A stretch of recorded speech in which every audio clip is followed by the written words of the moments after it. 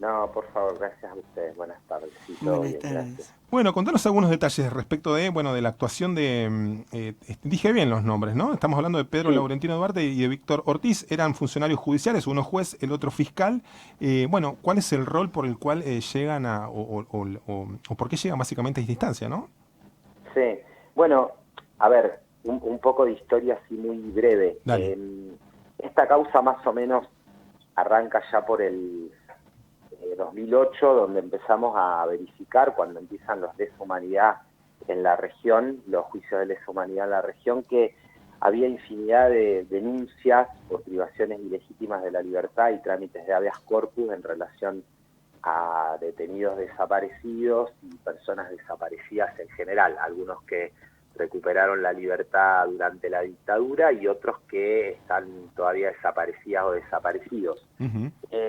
A partir de ahí se inicia una investigación en relación a todas estas causas, bueno, y ahí es donde se empieza, digamos, a generar en forma legal esta investigación por el rol que tuvo el Poder Judicial en dictadura. Primero en una causa más grande que involucraba también funcionarios y magistrados del ámbito provincial, después se empezó a reducir con la prueba más conducente, digamos, para llegar a juicio, y alrededor del 2012 se hace el primer requerimiento legal para iniciar la investigación y se va acumulando prueba, y bueno, ahora finalmente en el 2022 se eleva a juicio esta causa en relación a quién era en la dictadura y fue durante toda la dictadura el juez federal Ujú. acá en Neuquén, que es Pedro Duarte, y quién era el fiscal federal también acá en Neuquén, que es Víctor Marcelino Ortiz, y básicamente lo que se les imputa es en el trámite de todas estas causas, de estas denuncias,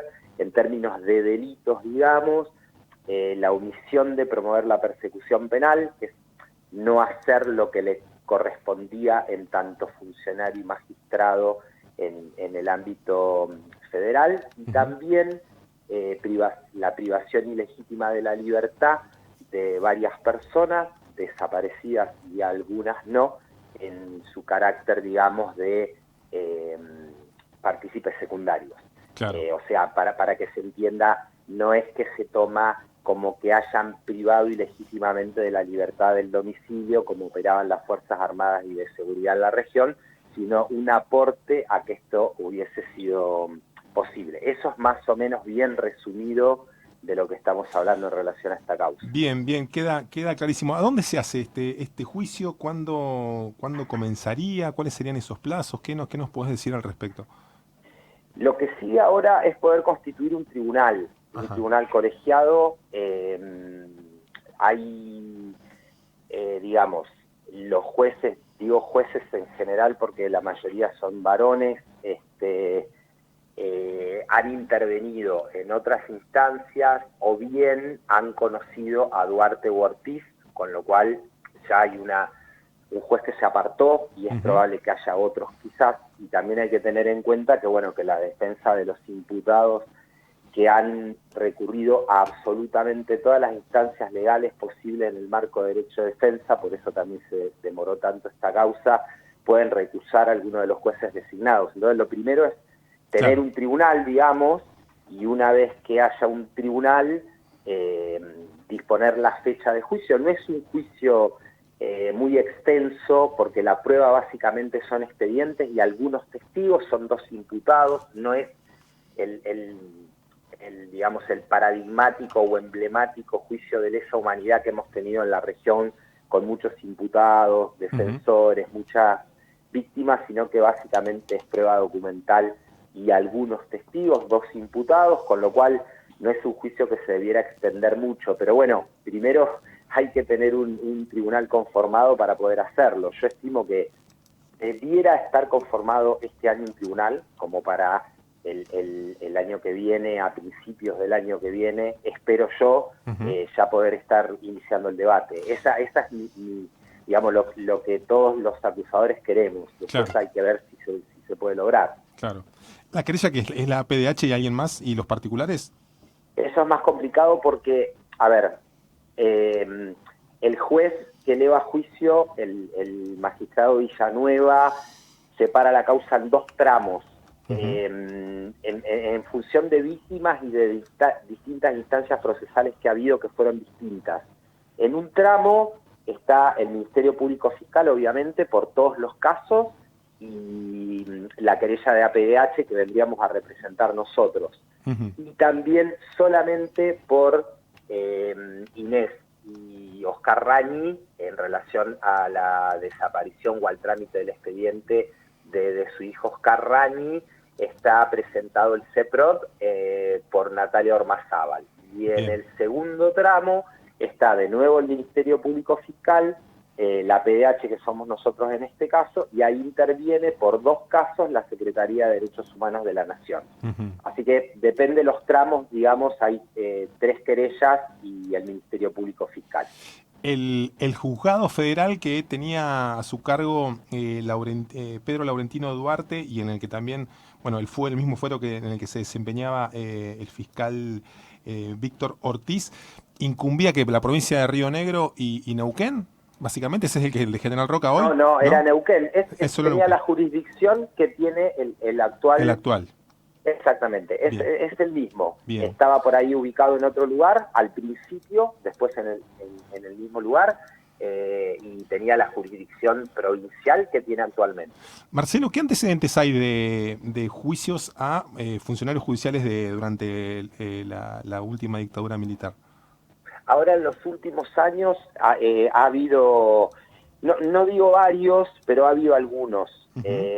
No te sé decir realmente el número porque es tanta la información por ahí que uno tiene, y yo soy malo con los números que me los voy olvidando, pero ha habido varios, te diría que cerca de 10 más o menos, Ajá. y emblemático en esto, bueno, es la causa de Mendoza, que logró, que eso es un buen juicio, lo que se llama mega causa de Mendoza, logró combinar las imputaciones en el mismo debate oral y público a Fuerzas Armadas y de Seguridad y también a responsables del Poder Judicial. Esto es Ujú. mucho más sencillo en términos probatorios porque uno puede trabajar la prueba y atar cabos de mejor manera cuando uno puede ver el plan sistemático represivo en su magnitud, que tiene que ver tanto con las fuerzas armadas y de seguridad que realizaban los operativos y también toda la inteligencia militar y la conformación de los grupos de tareas junto a la actividad del Poder Judicial. Por eso Mendoza es una causa que en este sentido fue muy, muy importante. Bueno, nosotros no pudimos hacerlo, no porque no quisiéramos, sino por un montón de razones. Entonces solamente va a ser el juicio a un fiscal o a un juez, pero hay antecedentes en el país y diría que Mendoza es una causa emblemática en este Ujú. sentido. Te quería hacer una pregunta muy, muy general respecto de la justicia, pero bueno, es como que hay varias justicias, varios referentes de la justicia, de acuerdo a casos, de acuerdo a provincias, de acuerdo a fueros judiciales que tomemos, digo, es como que está muy, muy a flor de piel y más claro que nunca eso en Argentina, pero quizás algo más en términos generales o de tu experiencia nos puede dar un tenor de cómo bueno, se ha dado esa transición de la justicia durante la dictadura militar y bueno, este proceso democrático que estamos atravesando bueno, desde el 83, digamos. Hay referentes de la justicia de entonces que están desempeñándose actualmente. ¿Cómo es esa convivencia? Vos decías, no sé si hay una dificultad en conformar un tribunal, pero me imagino que, bueno, decías, hay jueces que los conocen, a estas personas que van a ser sometidas a juicio. ¿Cómo definirías ese escenario, digamos, ¿no? Bueno, si hay como una especie continúa esa transición todavía con referentes de la justicia en la dictadura en la justicia actual, por lo que vemos, ¿no? Esa pregunta merece 4 programas completos. Me imagino que sí, pero digo, Sí, apelo no. a tu más sincera y posibilidad de brevedad posible. Digo, tenemos Sí, unos sí. minutos más para que nos responda, ¿no? No hay problema. A ver, para ser justo, si Sí. hay continuidad en términos de que magistrados y funcionarios que trabajaron durante la dictadura estén todavía en funciones, es la excepción. Ujú. Por el transcurso de los años y todo, inclusive eh, más o menos aproximadamente 40 años, antes que eso se jubilan Claro. los magistrados y funcionarios, aun cuando hayan entrado. si hay una continuidad en términos de concepción del derecho, me parece que es mucho más complicado. Yo diría por ahí, si interpreté bien la pregunta, que está buena, pero digamos, quiero ser Sí, sí, específico en es muy eso y amplia por ahí, ¿no? obviamente, sí, es mi opinión. No, no, me parece que es así, de hecho, y de hecho te lo planteaba en esos términos. Eh, Claro, me parece que tiene que ver con la profesión de abogado y una interpretación acerca del rol del Poder Judicial, y lo diría claramente en términos corporativos. Viste, por ahí Eh, lo más, disculpame que te interrumpa, pero digo, sí, para sí, sí. a los fines de ser más claro yo, viste que siempre se habla de las Fuerzas Armadas, dicen, bueno, ya las Fuerzas Armadas no son las mismas de la dictadura, ¿no? Por supuesto, pasaron, como decís vos, 40 años, excepto algunos casos, vemos que hay todavía algunos, hay militares que, en buena medida ya ese proceso de integrantes de la Fuerza Armada entonces ya ha caducado, si bien siempre están esas noticias que cada tanto tenemos o ciertos reparos para atenerse a las normas de la Constitución y de la democracia cada tanto. Ujú. Quería ver digo, bueno, me parecía interesante trazar una similitud de ese proceso, si ya está transitado, si se sigue transitando o si ya decís, no, esto ya es otra cosa y los que piensen como entonces son funcionarios nuevos, digamos, por ese lado pasaba. Sí, sí, entiendo. Eh, Me parece que tiene que ver con eso, con develar Ujú, la trama del derecho y la corporación, ujú, judicial y abogados también. ujú, Eh, a ver, es una pregunta, por eso te decía honestamente que merece 2 programas, y es una tremenda pregunta. ujú. Yo te puedo hablar desde lo personal para ver si podemos hacer una matriz general. Bueno, A mí me ha pasado que, como nunca me preguntaron la gente más cercana, podemos decir, por qué se acusaba a militares y a policías, sí, muchísima gente me preguntó por qué a Pedrito Duarte. Porque Pedrito Duarte, este juez que negaba los habeas corpus y las privaciones ilegítimas de la libertad a madres desesperadas que iban a preguntar por sus familiares, y él hacía de cuenta que tramitaba algo que en realidad no tramitaba, y encima decía desconocer que había un plan sistemático. Fue un abogado muy conocido en Neuquén, que después ejerció la profesión durante mucho tiempo, con un estudio grande, abogado del poder también.